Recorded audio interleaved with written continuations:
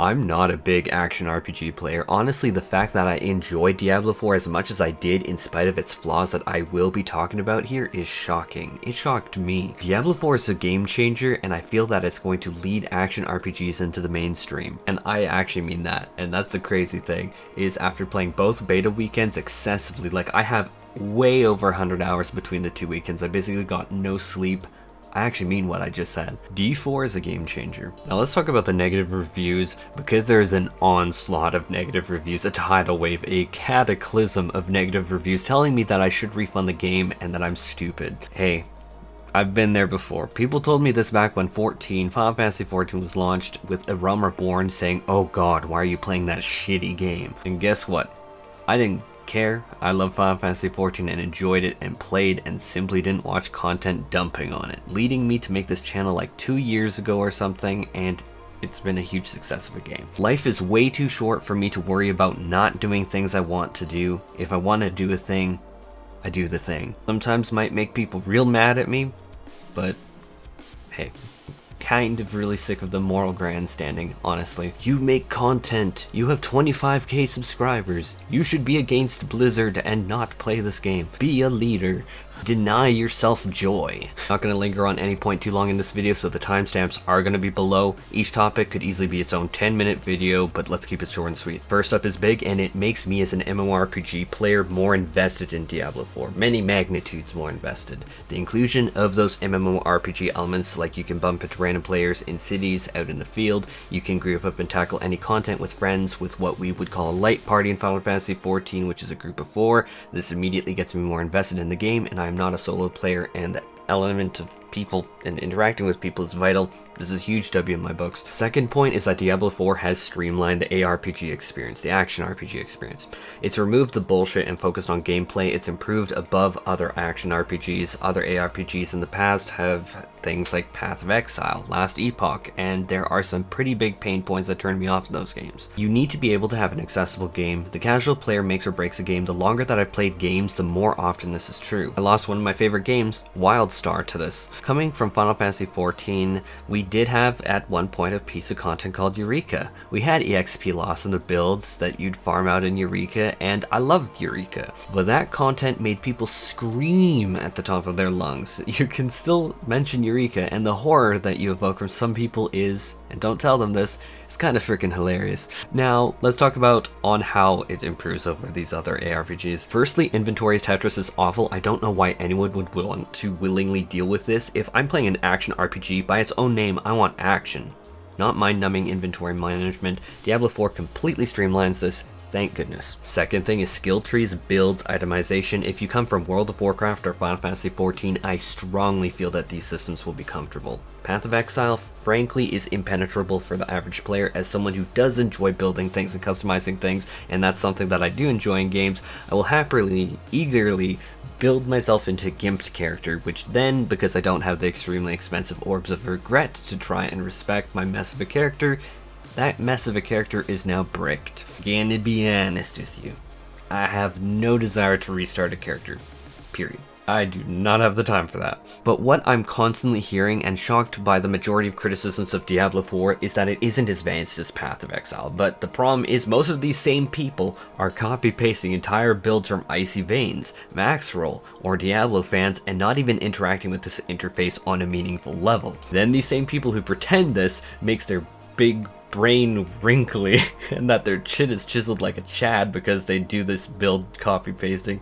Man, Diablo 4 simplifies this to the point that I think a more casual audience could genuinely engage with this meaningfully, with building the character meaningfully. This doesn't require you to open up a website to copy paste someone else's 8-hour spreadsheet stream that they spent streaming a particular very finely tuned witch build. You can make a Earth Druid or a Werewolf Druid that works easily, no hassle.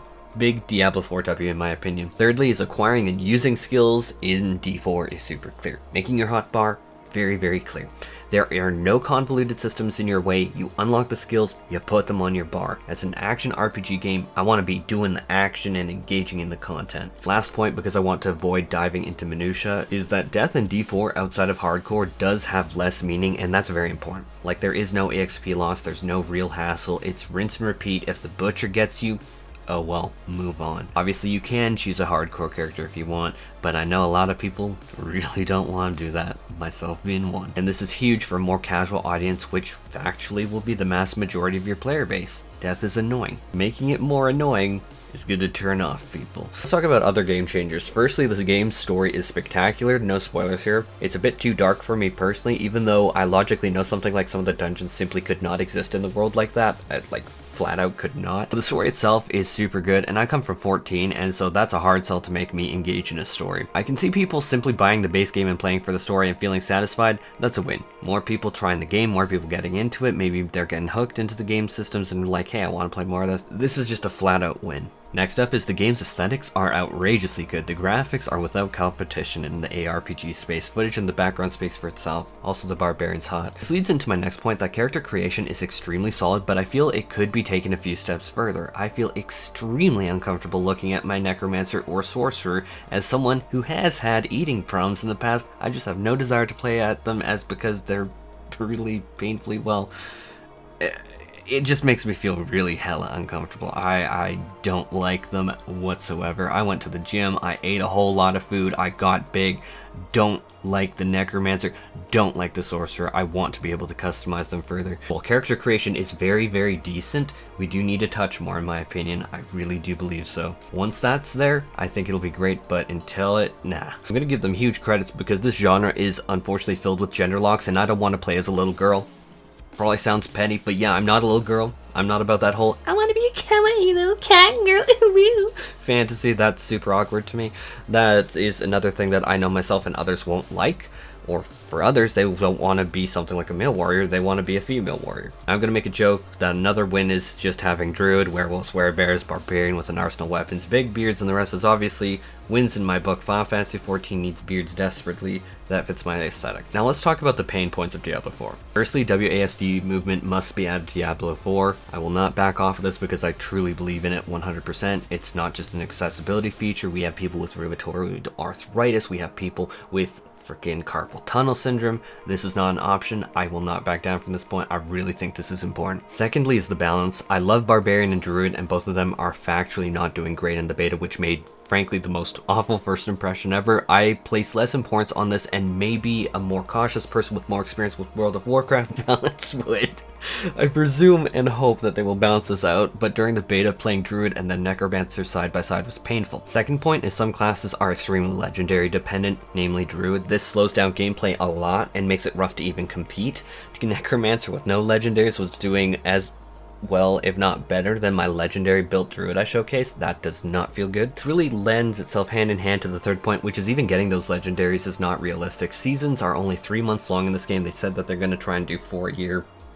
I've came from grindy games in the past, and oftentimes RNG has not shined at all favorably on me. 3 months to complete a build sounds next to impossible, but being my first entry into the ARPG Diablo series, maybe legendaries are more common than I'm led to believe. Beta, I was told, was super crazy inflated. Still couldn't finish Storm Werewolf build, for instance. So maybe it's not as bad as I think in my mind, but if it's as bad as other games I've played in the past, there's no way in 3 months you're completing a build. To that end, I can truly see it as frustrating to people to not have any inevitability whatsoever to see your character only be shelved at the end of the season. I can understand people don't want cookie cutter builds. Heck, I don't. That's so boring. But I can tell if I can't do something like a support druid or werewolf druid, I'm going to be super bummed out at the end of the season. That will make casual players super unhappy. I'm not asking for handouts, but if I break down 10 legendaries that I don't want for 1 legendary that I do want, that sounds fair. That's 10 legendaries that you got. Fourth point is dungeons, and this is a dark tunnel, but it also has a light at the end. The devs already said that they're addressing the awful clunkiness in dungeons. In the beta, going back for a clear the entire floor mission really sucked. Devs already said that this is being addressed, but the dungeon design was kind of a larger problem brought up by people. Coming from Warframe, this is not as big of a problem as a lot of people are imagining. These are very clearly tile set dungeons, and the nice thing is if your problem is adding a few tile sets, you have very little problems. For the cons, most of them are either addressed already or will be addressed shortly. Now for my final thoughts on the game, Diablo IV I genuinely think is a genre-changing shakeup of a game. I think that it's learned from the past mistakes of other games in the genre and improved upon them, streamlining the effects, something that Blizzard is very well known for.